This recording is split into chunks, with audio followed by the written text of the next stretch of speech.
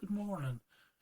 Another deep dive into the final vault of Fifth Wheel Records, and we're going to have a conversation about a band I think more people should be aware of.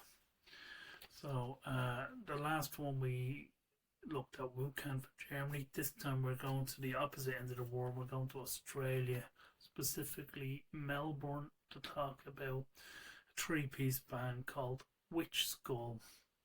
So, formed in 2015, they went into the studio with the intention of recording a three-track demo, but they ended up recording 8 tracks, I think, in 2 or 3 days, and that became their debut album, The Fast Electric Dark. Now, this album is on my wish list, so if anyone knows where there's a reasonably priced copy for sale, throw me a comment. Now, the band are made up of the fabulously named Marcus de Pascal on lead guitar and vocals. Now, his vocals may not be for everyone, but yeah, I really like him, and I think they suit the band. And you have Tony McMahon on bass and Joel Green on drums. And we'll start with this album, Covan's Will. So this is their second album, was the first album that I bought. They are classed as a doom metal band, which I think is a bit disgenerous, but I feel there are reasons for that. I think the fact that they are an underground band kind of naturally puts them into that area, and the fact that there is definitely doom influence stuff going on here. However, there is also traditional metal and a big influence in the new wave of British heavy metal.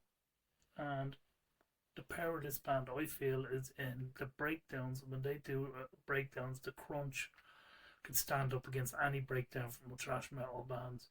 Really heavy, really get your head tapped. And yeah, great. And some of the tracks here, though, The Raven, Son of the Snake, Priestess, I think that is what places them in the doom metal category, is the lyrical stance. Now, the third album is my favourite album by them for a lot of reasons. So let's have a look at A Driftwood Cross.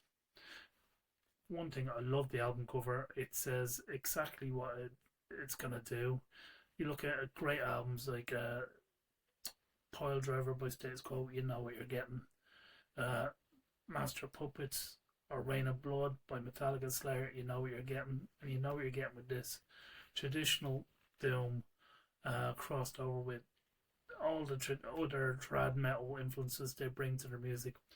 Two of my favourite tracks by the band is Black Cathedrals and Red Altar, both bangers, but the title track is great.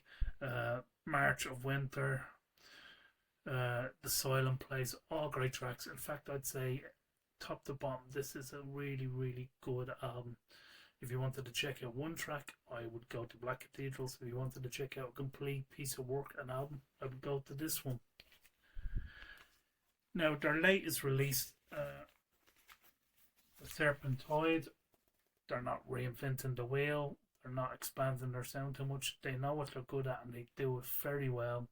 And this album continues in the same vein.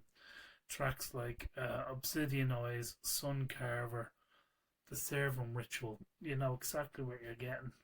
Great traditional metal. I think they're heavy enough that they would attract the metal fans, and I think there's enough melody going on, they would probably attract hard rock fans. As I said, start with Black Cathedrals and A Driftwood Cross as an album and see where you go from there. I see on their social medias they tour quite a bit around Australia, play gigs here and there. Obviously, we'd like to see them in Europe, especially the UK and England, but as we know, in 2026, touring is an excessively expensive undertaking, and we can understand that. But yeah, I would check this band out. I think you'll really like them. And if you like this content, subscribe and like to Fifth Wheel Records. Until then, keep it final and keep it real.